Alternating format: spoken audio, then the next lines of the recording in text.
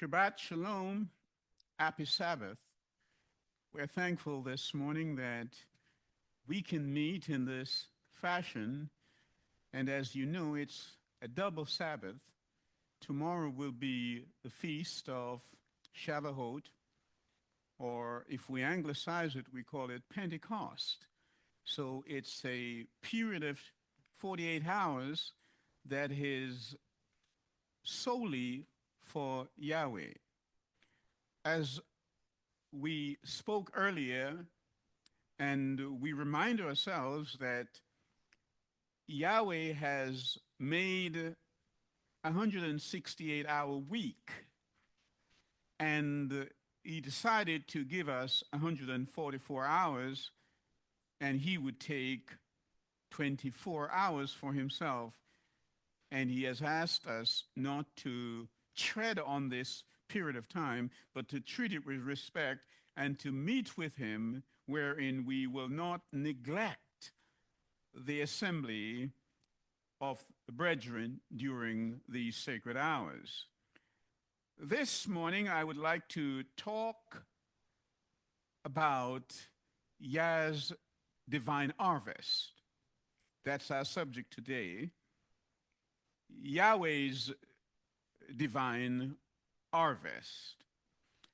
And I would like to speak to the covenant community, people who understand that they're in covenant with Yah.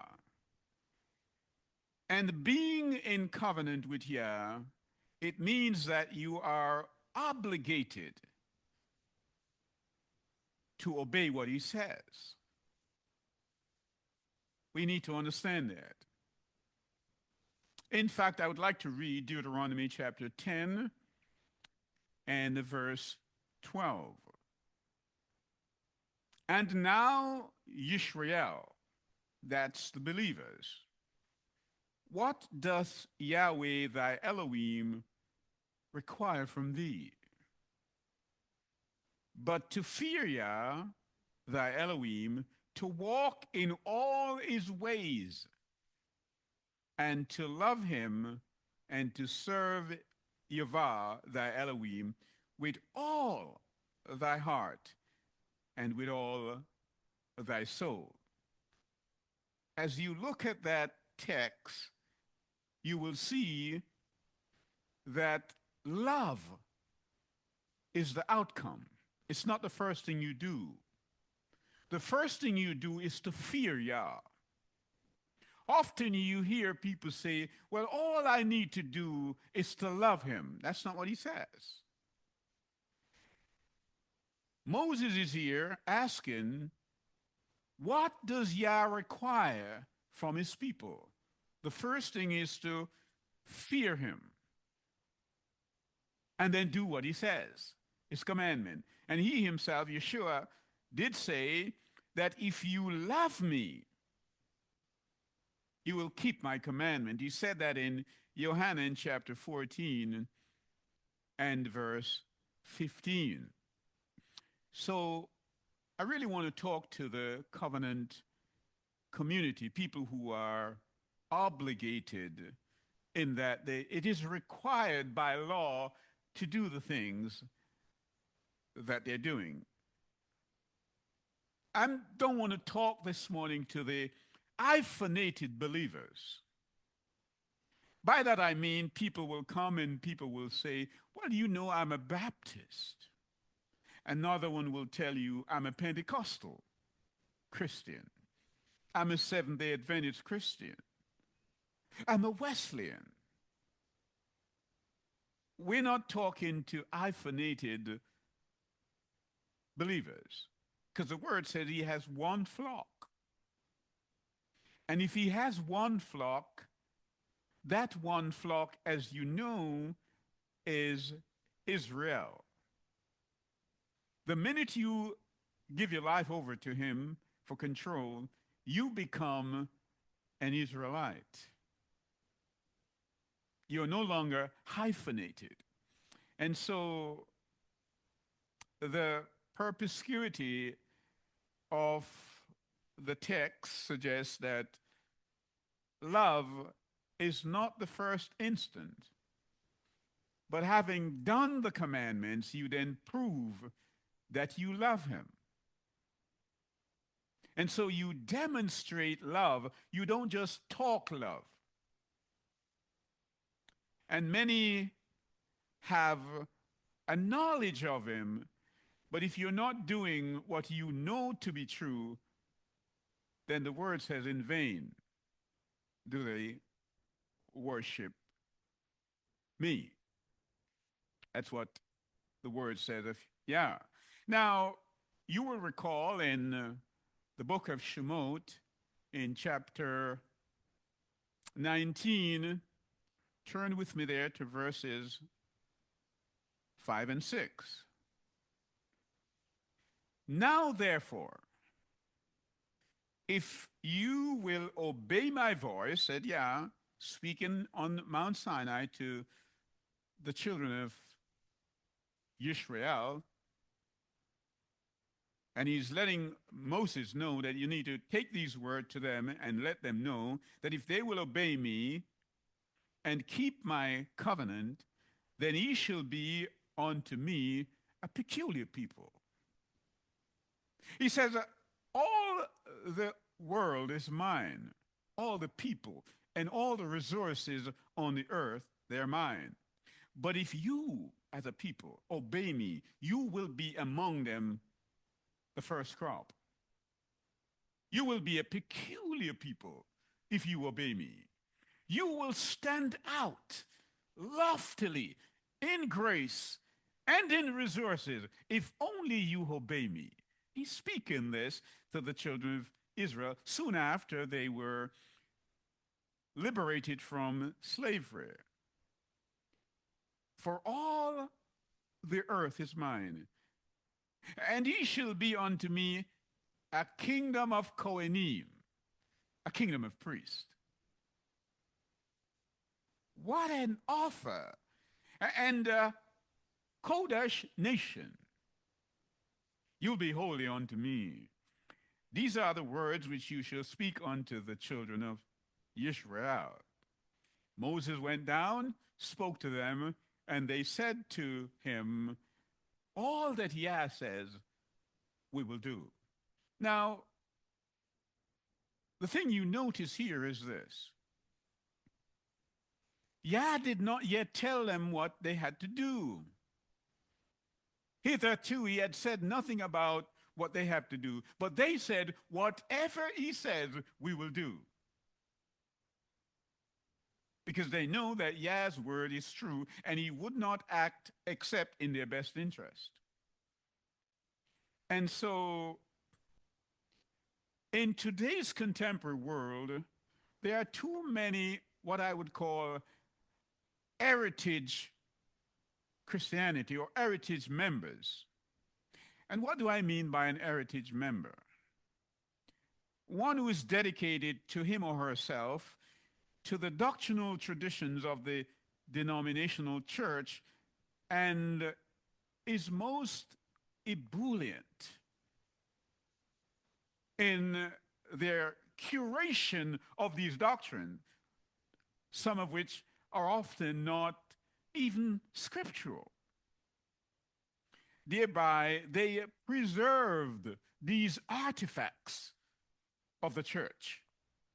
They are curators, they're heritage members of denominational churches, while being circumspectly doing these things, they negate the tenets of their faith: obedience and love.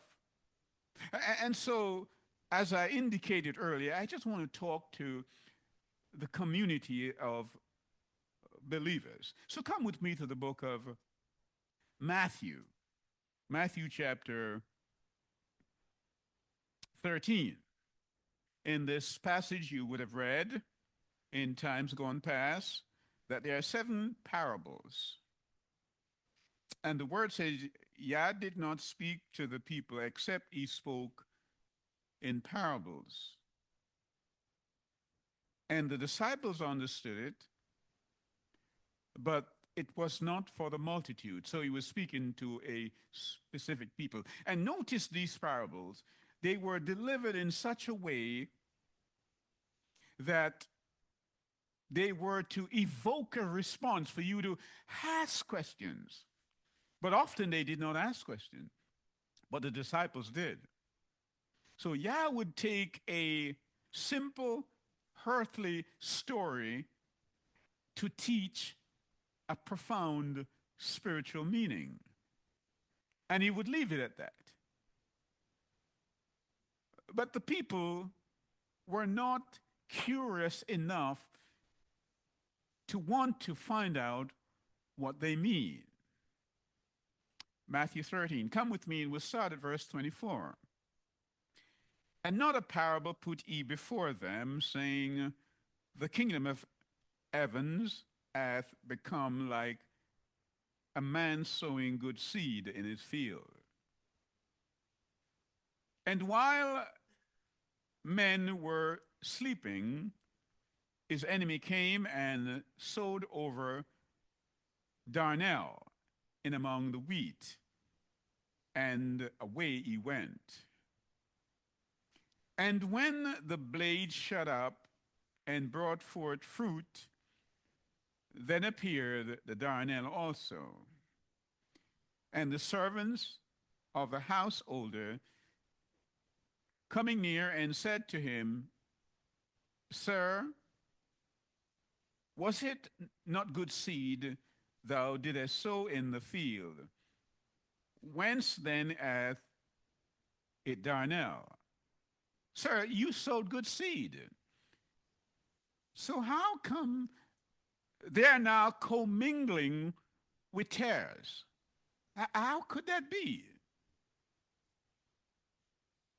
He said earlier that while men slept, we read in Matthew 25 that the virgins fell asleep while waiting for the bridegroom. Verse 28. And he said unto them, an enemy hath done this. And they say unto him, wilt thou then that we go and collect it? Shall we separate the wheat from the darnel, the wheat from the tares? And he saith, nay,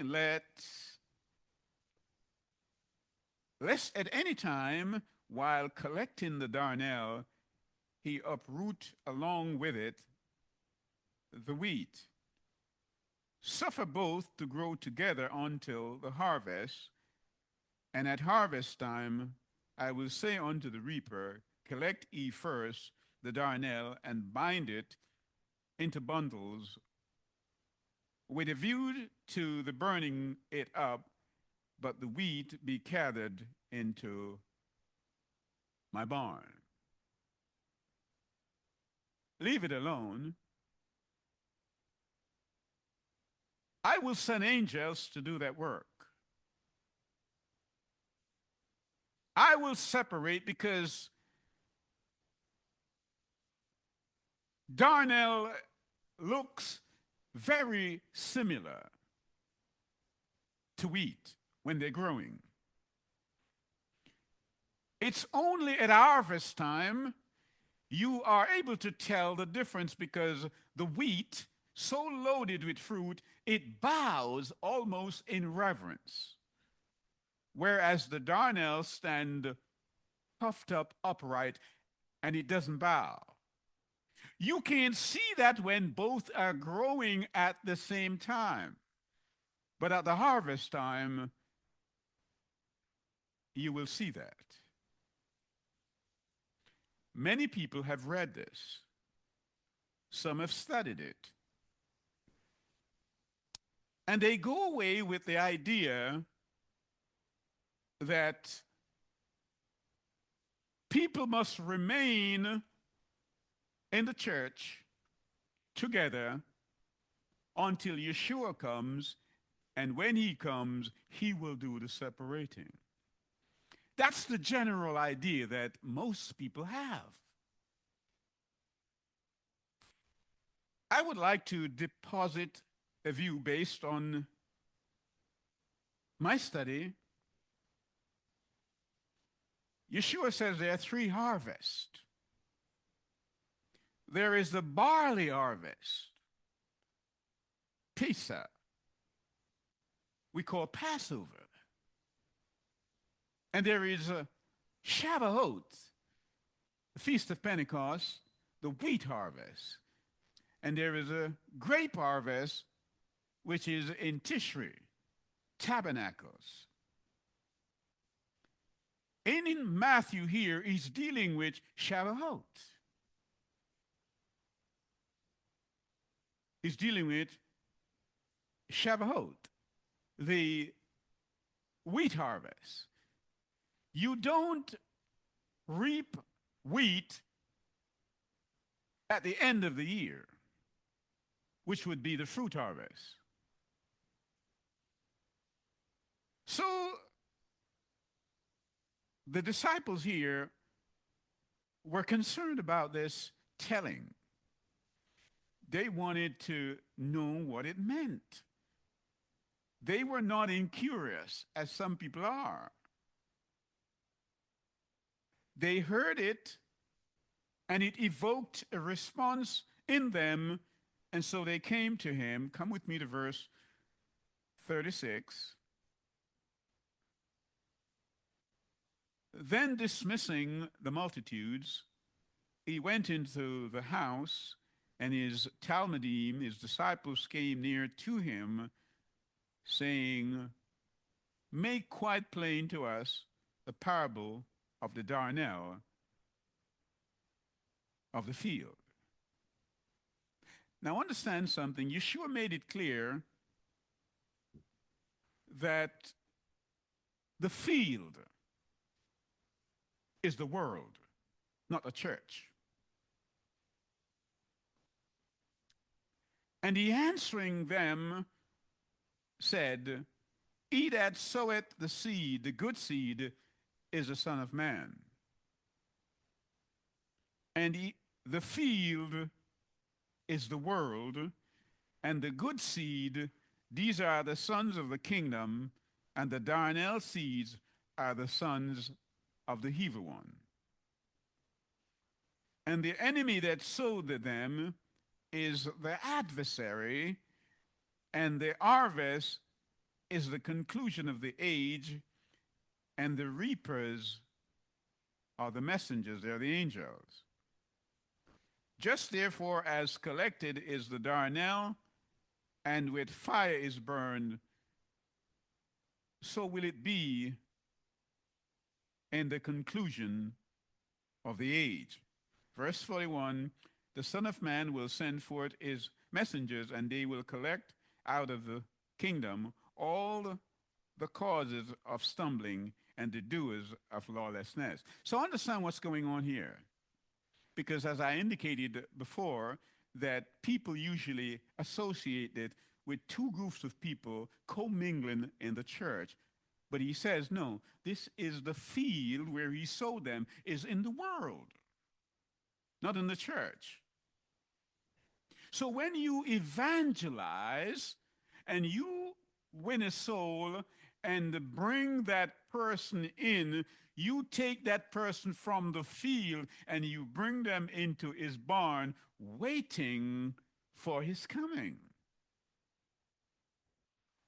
And then he deals with that at the end of the age. Now, we need to understand something else, in the sense that in the context of our study today, we need to look at rebellion. We talked about rebellion a couple of weeks ago, and you said rebellion is simply opposition to Yah's will. When you place your will in opposition to Yah's authority, you bring the kingdom in conflict. Conflict can be violent. You can demonstrate violence. And it could also be unexpressed. You just think it and you just don't do it. When Moshe called Korah, I want to speak to you, Korah. Korah said, I'm not going to adhere to your authority. He was rebelling against Moshe. So rebellion is an internal work. It usually starts in the heart. That's where it starts. And so we see evidence here in Genesis 3 when Adam and Eve sinned. They just decided to listen to some other voice other than Yah. And so many people are not spiritually mature enough to take correction. You speak to them and they get upset. They leave and they go somewhere else that has no standard and will put up with all that they want to do in their own belief. And so I believe that most of the denominational churches could well be charged with sedition. What do I mean? You see, sedition is an illegal act of inciting rebellion, something subversive against the government of Yahweh, the kingdom of heaven, which is what Satan did. Satan incited the other angels, 1/3 of them, against the government of Yah.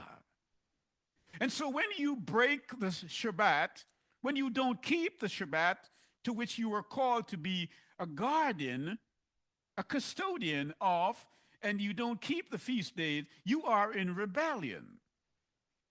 In a contemporary sense, in the country in which we live, the southern states of America, some years ago, they sought to undermine the Constitution of America that led to a civil war. And so what we're seeing here, when the heritage members of the denominations, people who are in fig leaves religion and Christianity, decide they're not going to keep the Shabbat and they're not going to keep the feast days, they are inciting other people to rebel against the government of heaven. And the interesting thing is, this is being done at the same time when their country, their kingdom, is at war against Satan's kingdom. That is sad. And so they're in sedition, illegally inciting others to rebel against Yah. So the pastors, the priests, the teachers who teach that the laws have been done away with or the Sabbath is done away with, hear me, the Sabbath is an eternal sign of the law. It is a product of creation. And the only way you can change the Sabbath is to change time, and that cannot be done. And so the people have created a civil war in their own kingdom while there is war declared against Satan's kingdom. And so they are seditious. That's what is happening. Tomorrow, Sunday, is 50 days after Pesach, Passover. We have counted the Omer. And many Sabbath keepers will not be keeping the Feast of Pentecost because they've said it's done away with. They're inciting others to rebel against the government of Yah. And many who worship on Sunday, they will worship it, but still miss what it's about. So let me say this, that the parable of the wheat and the tares, it is not an event. It is not an event. The harvest of Matthew 13 is not an event, it's a process. It happens during the period of time that we're waiting for the Messiah. It is right now, that souls are being garnered into the kingdom. Not when he comes. We read in the book of Jude, it says that when he comes, he's coming to, well, let's go there. He's coming to execute judgment. The book of Jude, let's look at it, and we will take verses 14 and 15. But the seventh from Adam,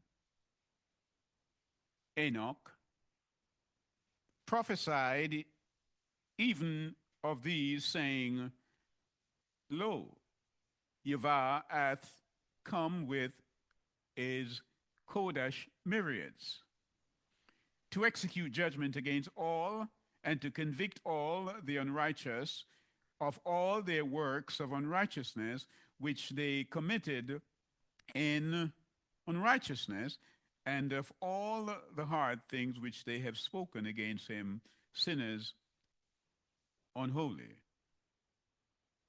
These are murmurers, complainers according to their coveting, going on, and their mouth speaking great swelling words, holding person in admiration for profit's sake.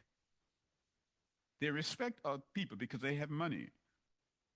They pay more attention to the millionaires and the billionaires than they do to the word of Yah. Verse 18 says, how that they used to say to you, these are the disciples of the prophet, in the last time, in the last day, there shall be mockers according to their own unholy covetings going on. They're going to be mockers. So the harvest here is dealing with what happens during the period of probation. We're waiting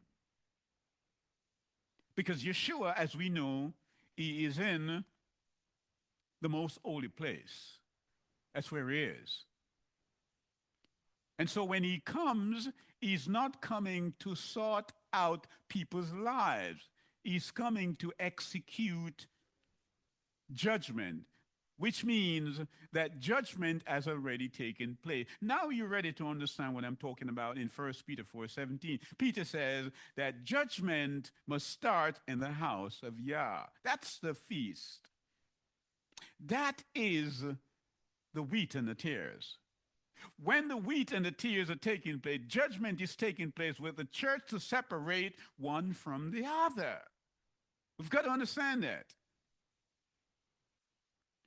And therefore, when you read Malachi, you come with me to Malachi, that little book that nestles between Matthew and the rest of the Older Testament, Malachi, and we will dilate upon chapter 3. Malachi chapter 3. Behold me sending my messenger, who will prepare the way before me, and suddenly shall come to his temple, Yahvah whom ye are seeking, even the messenger of the covenant, in whom you are delighting. Lo, he cometh, saith Yahweh of hosts. But who may endure the day of his coming? Who? And who is he that can stand when he appeareth? For he is like a refiner's fire, and like fuller's alkali. Therefore will he sit as a refiner and purifier of silver, and will purify the sons of Levi, and will smelt them as gold and as silver. So shall they belong to Yahweh, offering gift of righteousness. Malachi says, he who you're seeking he's suddenly going to come into his temple. He's going to come into his temple. So come with me to the book of Daniel, Daniel chapter 7. And if you thread this prophecy through, you will join me at verse 9. So we're told by Malachi that he's going to come into his temple suddenly. People are looking for him to come on the earth, but he's going to his temple first because he has to. Because let me remind you that in Shemot chapter 28, when 25 and verse 8, I should say, when Yah said, build me a sanctuary that I may dwell with you, Moshe, I want to teach you and the children of Israel the mechanics of salvation. And he told them how they should make the tabernacle, that it would have different departments. Let's read it for your benefit, for our benefit. Exodus chapter 25 and verse 8. So shall they make me a sanctuary, and I will make my habitation in their midst. According to all that I am showing thee, the pattern of the habitation and the pattern of all the furnishing thereof, even so shall you make it. So we know that there is the outer court, and there is the Kodesh place, that's the holy place, and the most Kodesh place, that's where the Ark of the Covenant is. So the word says in Malachi that Yeshua, he's going to come to his temple. Now, he didn't have a temple on earth, so it must be the one in heaven. And so let's refresh ourselves also. If we turn to the book of Chiseon, and we're going to look at chapter 1, that's the book we call Revelation. Yohanan here, perhaps the last of the surviving Talmudim, he's on the island of Patmos and being persecuted for his faith. And while there, Yeshua, whom he had known but had not seen him in his glorified form before, saw him and spoke to him.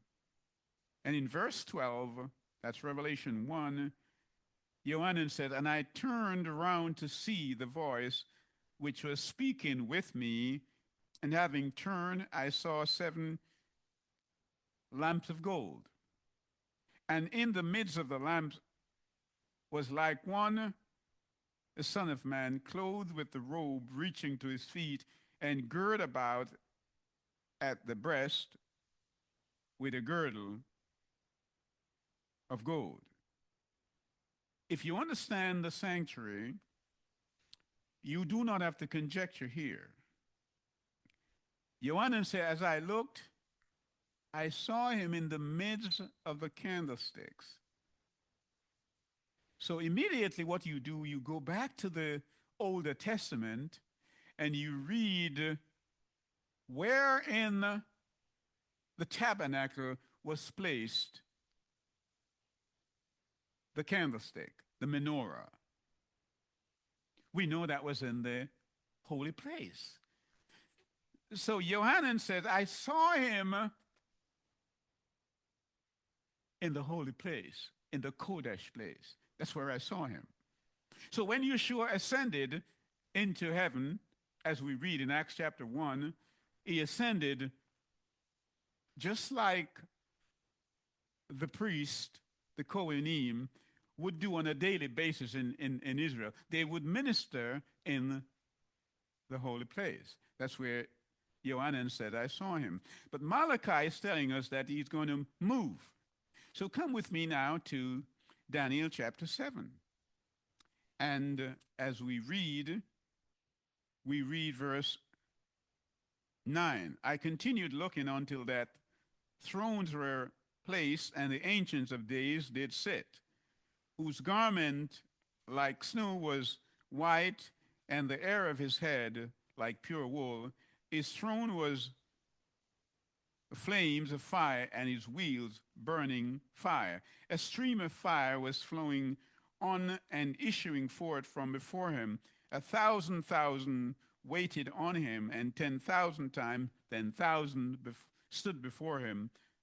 Judgment took its seat, and the books were opened. Did you get that? Daniel says the end of the world will end in a judicial setting. Peter says judgment must start first in the house of Yah. And so when he does that judgment, he separates before he come the wheat from the chaff, and he places them in his barn, in his kingdom. And when he come, he burns the darnel. But that's not how they teach us. That's not how it was taught by most theologians and scholars. They tell you that when he comes, when he returns, he is going to separate, or his angels are going to do that. No, it has to be done before, because he's coming. He's got to sort out his jewels, because the wheat has to be made bread. So come with me to verse 13 of the same passage, Daniel 7. And I continued looking in the visions of the night, when lo, with the clouds of the heavens, one like the Son of Man coming, and unto the Ancient of Days he appeared, and before him they brought him near. And unto him were given dominions of dignity and kingship, that all people, races, and tongues unto him should do service. His dominion was an age-abiding dominion which should not pass away, and his kingdom that which should not be destroyed. Now, let me comment on that. It says in Daniel 7:9 that the Ancient of Days did sit. Daniel said, I kept looking, and then I saw one like the Son of Man. This is a court scene. Thrones were cast down. The Father is there, but the Son is not there. So when the Son comes, because remember, the Father is not the one who judgeth. According to John 5:22, he gives all judgment to his Son. So the people are waiting. But they're waiting for a Messiah who John says is in the first apartment. He's still ministering. But when he leaves that first apartment, he goes to the most holy place in Daniel chapter 7. And he's escorted there. So it's as if we're saying, court arise. The judge has appeared. And 1,000 times 10,000 stood before him. All the people. All the wheat commingled with the tears. And in his judgment here, he determines who is a wheat and who is a tear. Then he puts that into his kingdom, into his barn. And when he comes, he does the execution, the burning.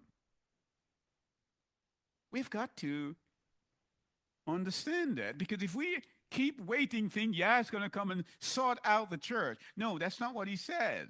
He's coming for a people that are ready. And that's why the disciples who were ready asked him, what does it mean? Remember, the parable says, after he had spoken There was a distillation between the disciples and the multitude. The multitude did not come back and ask, "What do you mean?" It's the disciples, the covenant people. That's why I'm talking to covenant people today.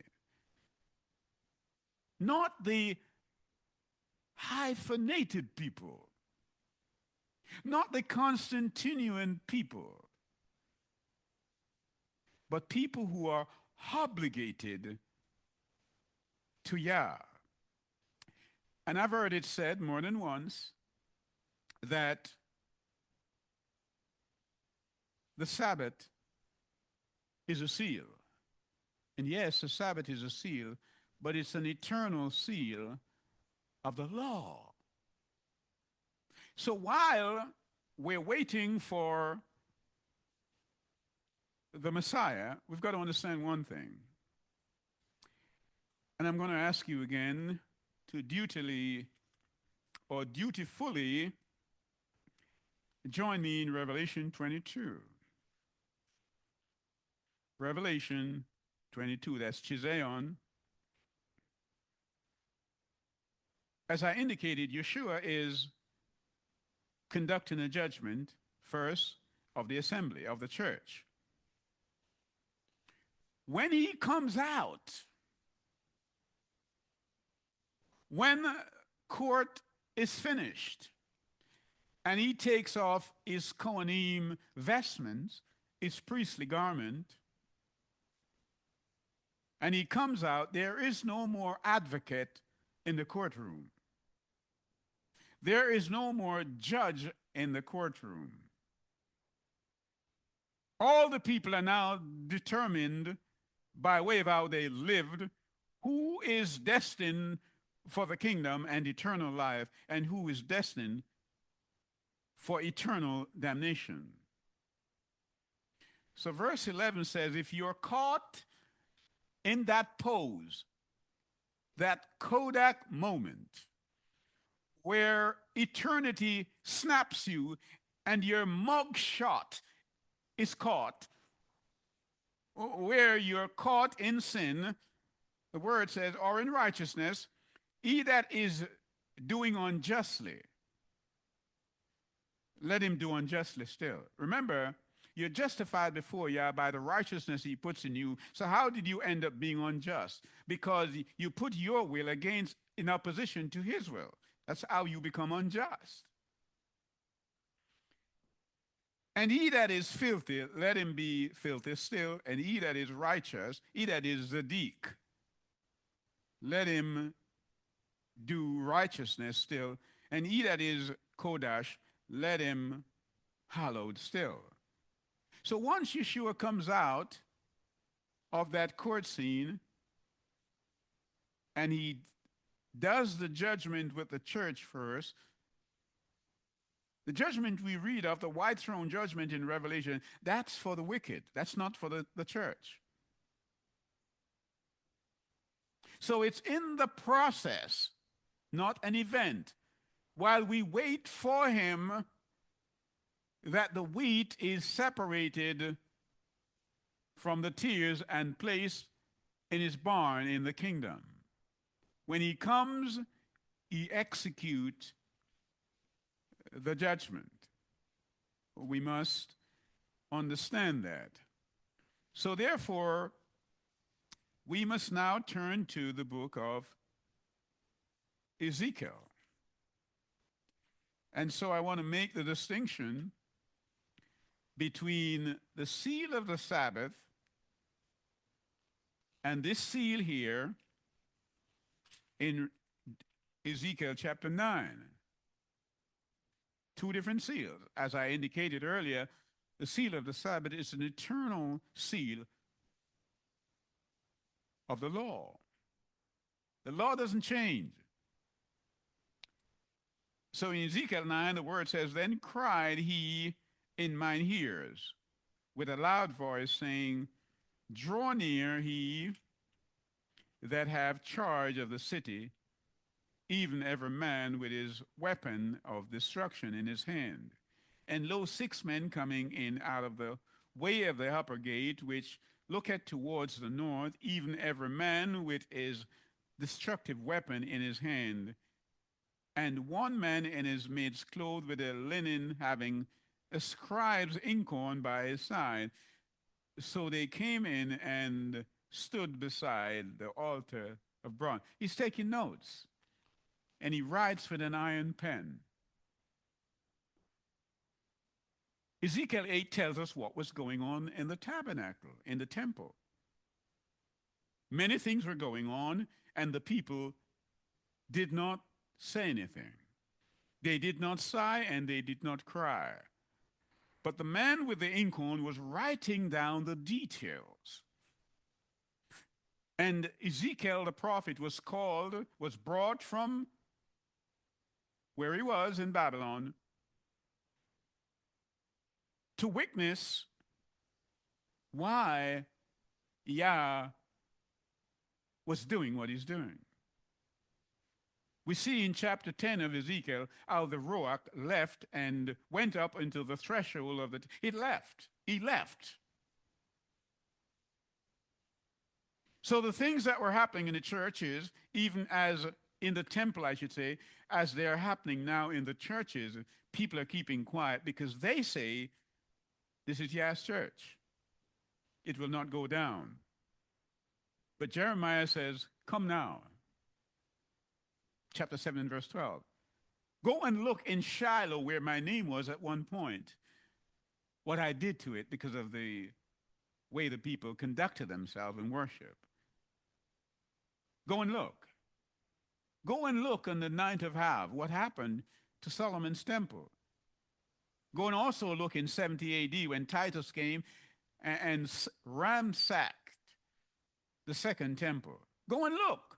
So when I hear people speak foolishly about a building, Yeshua says, not one stone will be left unturned.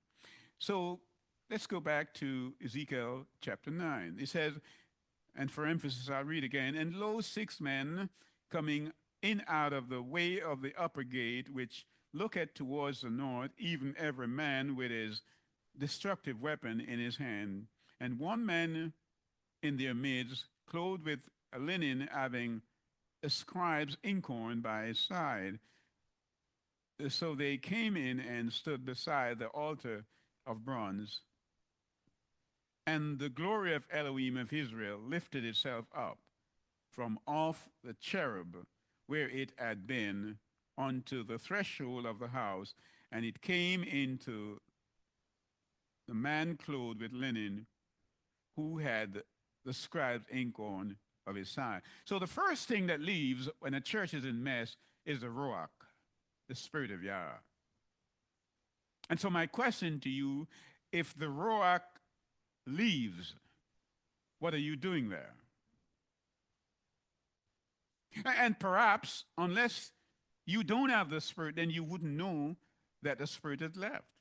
But certain things that are happening in worship centers and churches and assemblies, if the Spirit of Yah was there, he would long have gone. This is the temple in Jerusalem. And Ezekiel is told the Ruach left. Verse 4, then said Yahweh unto him, pass along through the midst of the city, through the midst of Jerusalem, and set thou a mark upon the foreheads of the men who are sighing and crying over all the abomination that are being done in the church. Put a mark. Put the tav. Put the tav, the 22nd letter of the Hebrew alphabet. Put that mark on them. Because all of these people were Sabbath keepers, remember that.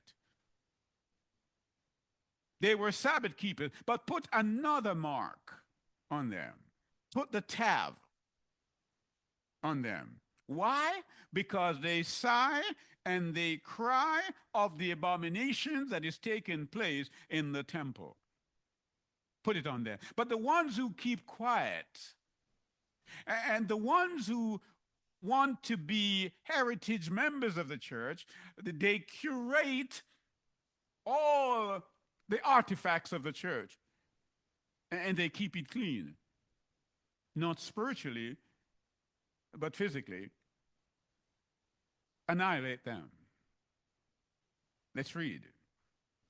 Verse 5. But unto these said he in mine ears, pass along through the city after him and smite. Let not your high shield, neither have ye pity. Elder, young men, and virgin, and little ones, and women shall be slain utterly. But unto the man who hath upon him the mark, the man who has the tav, that mark, do not ye come near, and at my sanctuary shall he begin. So they began with the elder men who were before the house. So the ones who have the tav, they were separated from the other tiers, from the darnel, and they are placed in the kingdom of Yah, waiting for his second coming. It's done before he comes. It's done before he comes.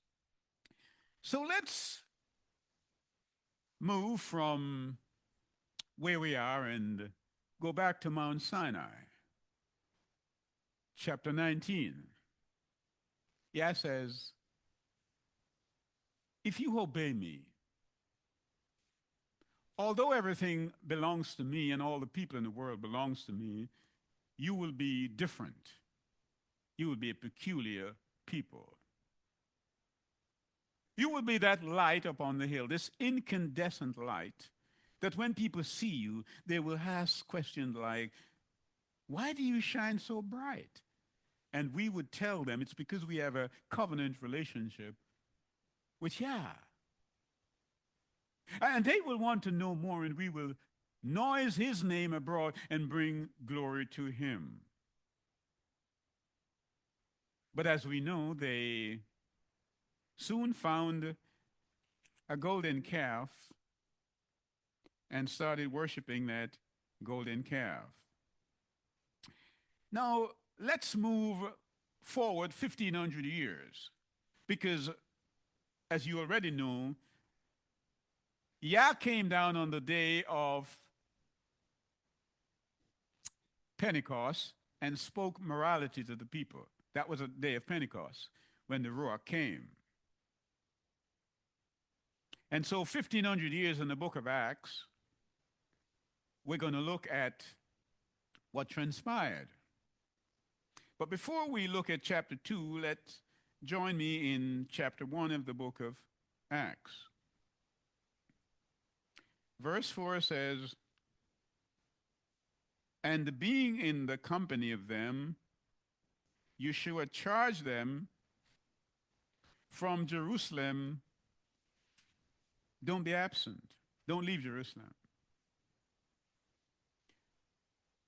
but to abide around the promise of the Father, which ye have heard me, because Johanan indeed immersed with water, but he in the Ruach HaKodesh shall be immersed after not many of these days.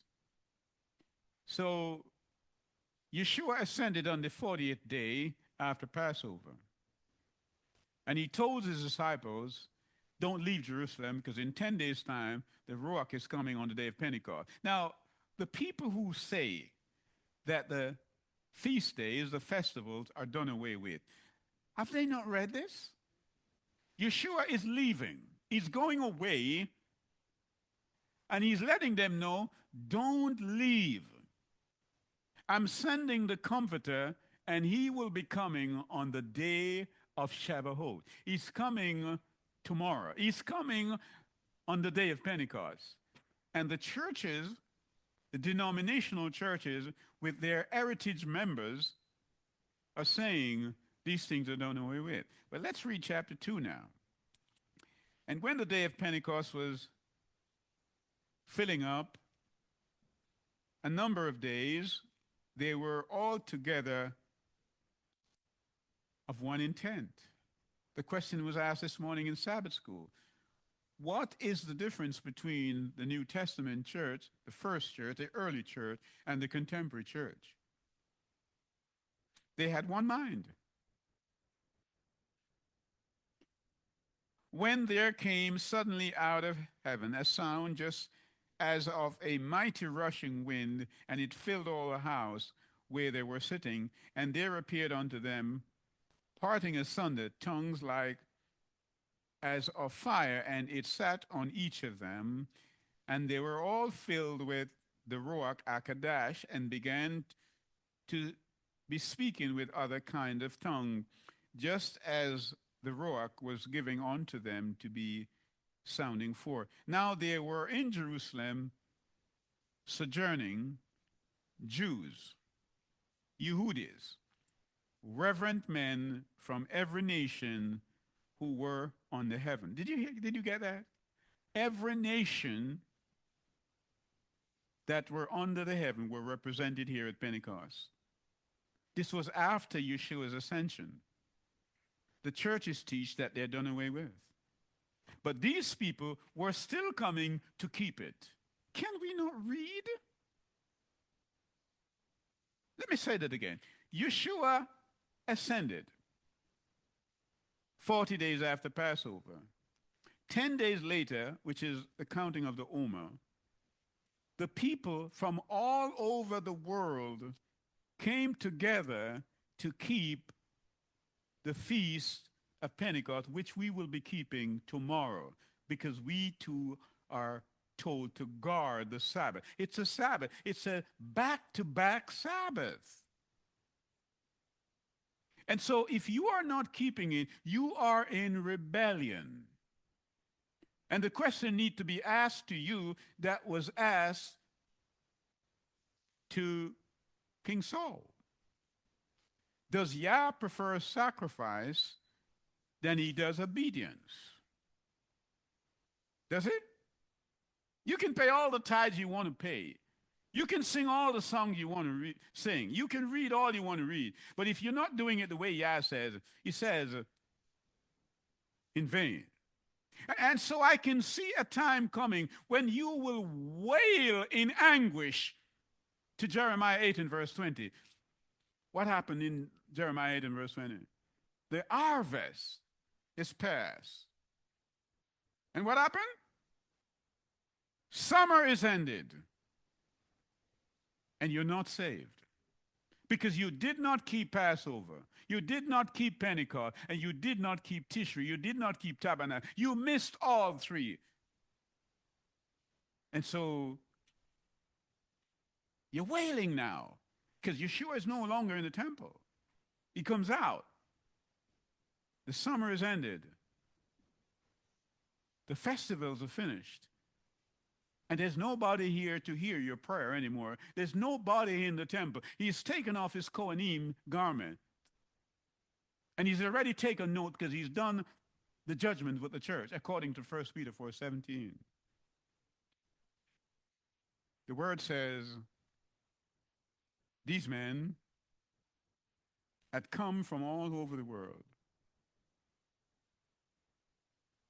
And the people were beside themselves. And did marvel, saying, lo, are not all these who are speaking Galilean?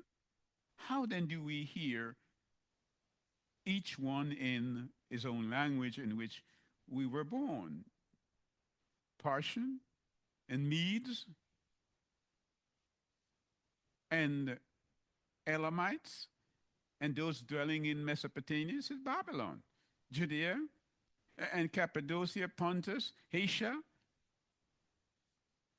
Phrygia, also in Pamphylia, Egypt, this is North Africa, and the parts of Libya, North Africa, that in towards Cyrene and all over. This is in the 1st century. People from all over the world came together to keep the Feast of Pentecost. The church says we're not keeping it. They're in rebellion. It says Cretian and Arabians, do we hear them speaking in our own tongue the magnificent thing of Yahweh. But they were also beside themselves. And so they thought these people were drunk. But taking the stand, Kepha with 11 lifted up his voice and sounded out, saying, No, no, no, these men are not drunk. It's only the third hour of the day. He said it's only 9 o'clock. It's only 9 o'clock in the morning. So you see what time the Ruach came. The Ruach came to church early. That's why we started quarter to 9. Because the morning service, usually in Moses' time, started at 9 o'clock. And the afternoon is 3 o'clock. So if you come when the Ruach is not there, you've missed him. He came at 9.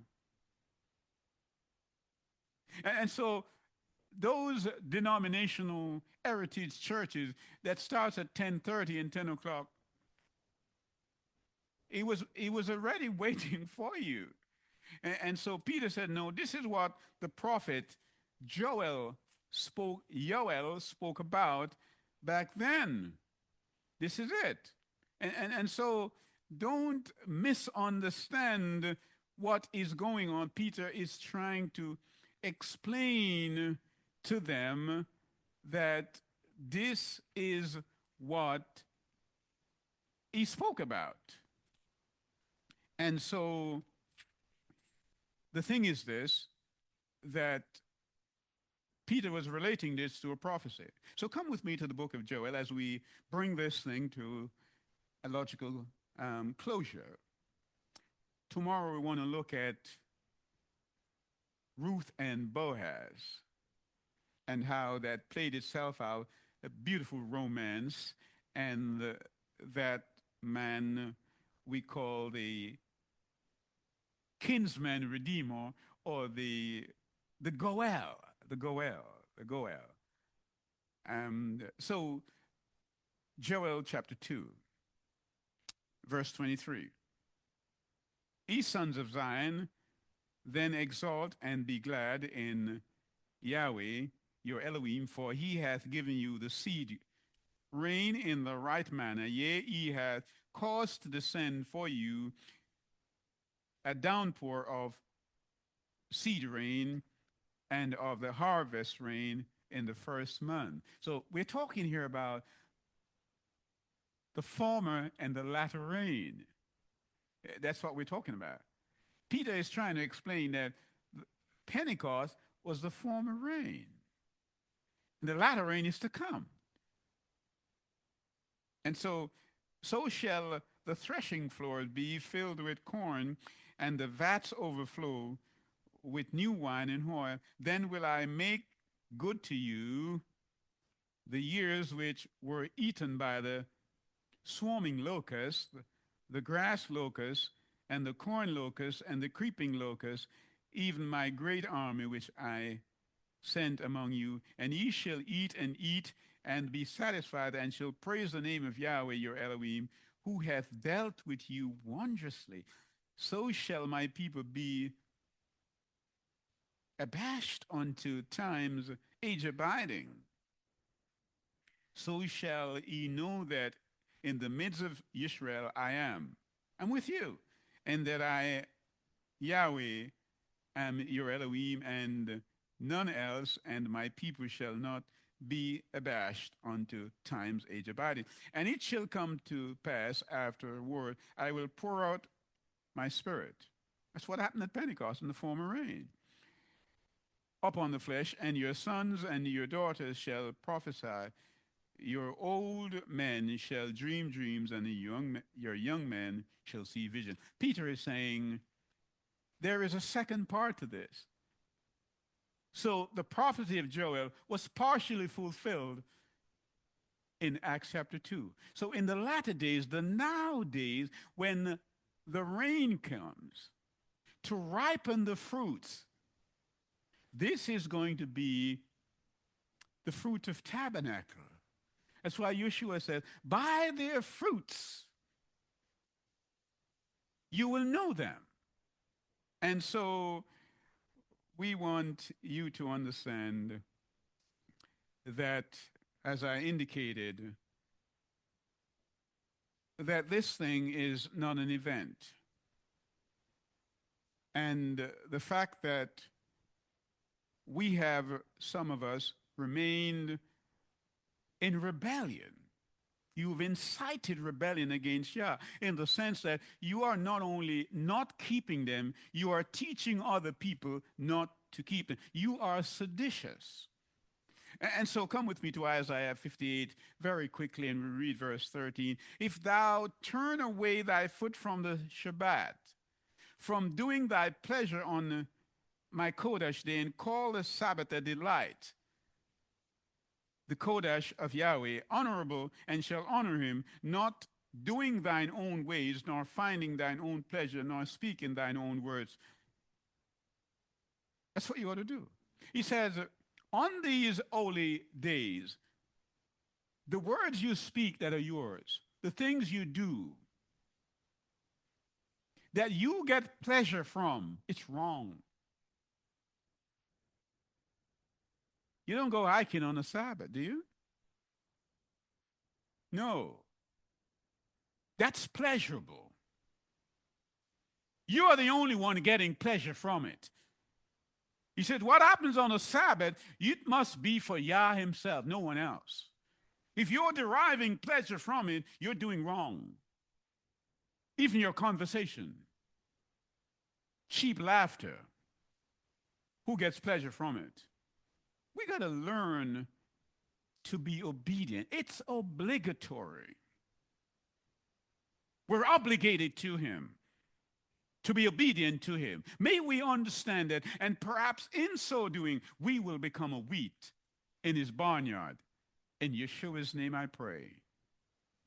Hallelujah.